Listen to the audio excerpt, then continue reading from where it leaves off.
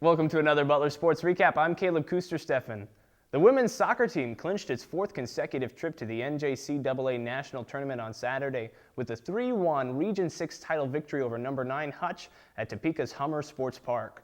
With the win, number 13 Butler also won its third straight Region 6 title and the fifth in the program's history. Hutch scored first in the contest in the 5th minute, but Butler tied it up 7 minutes later on what was intended to be a pass. Sophomore Madison Wedekind booted a high-arcing ball towards the left side of the goal, with the wind helping to push it in. Butler took the lead in the 79th minute when Means blasted a right-footed shot from 25 yards out. She took the pass from Erica Guernsey, then rocketed a shot towards the left corner of the goal. The Grizzlies added an insurance goal in the 85th minute as Brittany Lawrence took a long pass from Kelly Sutton and broke away from the Hutchinson defense, leaving a one-on-one opportunity with the keeper. Lawrence slotted a left shot to the right of the keeper into the goal for the final tally. Butler, the winner of 6 straight games, the longest in the season, now advances to the NJCAA National Tournament in Melbourne, Florida, which will be held November 17th to the 22nd. It really felt great. It's teamwork, you know. It's our whole team. We had to step up and work together to start finishing goals and to get opportunities. The Butler Grizzly volleyball team advances to the semifinals after a 3-set sweep over 3rd seed Seward.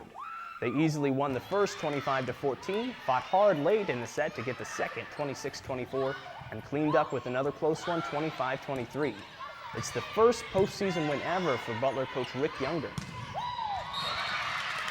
The Butler cross-country teams finished their season at the national meet in Lubbock, Texas on Saturday.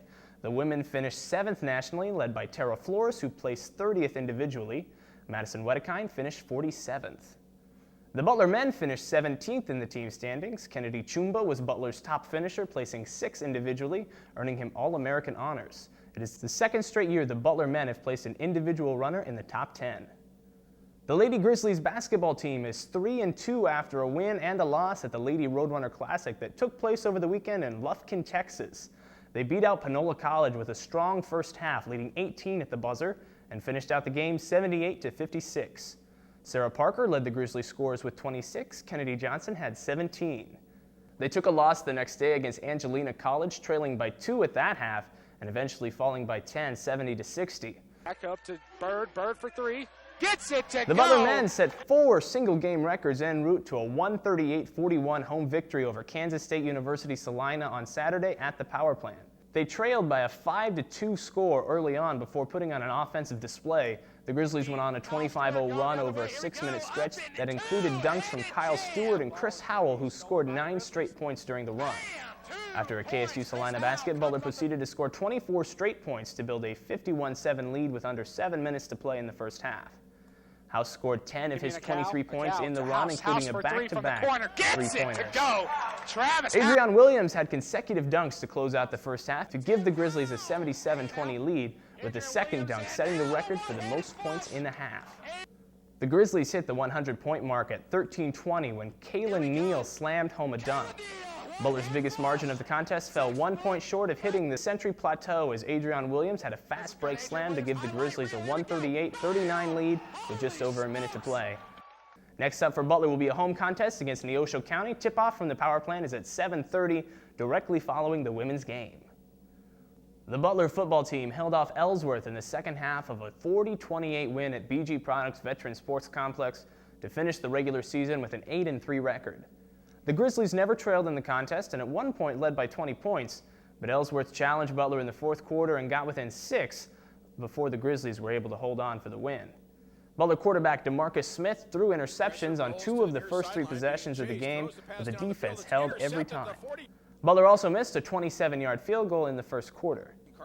Eventually, Butler would break through to score first on a 21-yard pass from Smith to Bryce Chavis to give Butler a 7-0 lead with 7:34 left in the first period. After an interception by Kobe Fenewald was returned 34 yards, Smith threw an 8-yard touchdown pass to Michael Gallup. The extra point attempt was blocked, but the Grizzlies led 13-0. Butler then went up 20-0 following a 68-yard run by Chris Carson right up the middle with 12:13 left in the first half. Ellsworth would get a touchdown near the end of the half to make the score 20-7 and scored on a 36-yard pass play on the first drive of the 3rd quarter, getting within 20-14. Butler would answer that drive with a pair of touchdowns on a 1-yard run by Chris Carson and a 63-yard pass from DeMarcus Smith to Anthony Johnson that made it a 34-14 game with 7:30 to play.